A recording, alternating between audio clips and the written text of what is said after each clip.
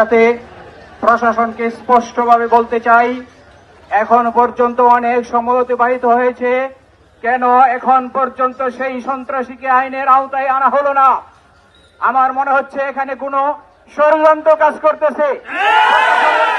এই ষড়যন্ত্রের সাথে জড়িত আছেন, এখানে কোনো রাজনৈতিক মহল জড়িত, যদি কোনো রাজনৈতিক মহল বা প্রশাসন জড়িত থাকে, রাজনৈতিক মহল এবং প্রশাসনের বিরুদ্ধে দুর্বার আন্দোলন গড়ে তোলা হবে। মিছিলকারী দেন আমার মত পরিষ্কার বলে দিতে চাই, প্রত্যেকটা পাড়া মহল্লায় কিন্তু এরকম কালপিট আছে। ওই কালপিটরা রাজনৈতিক দলের পরিচয় দিয়ে মাদক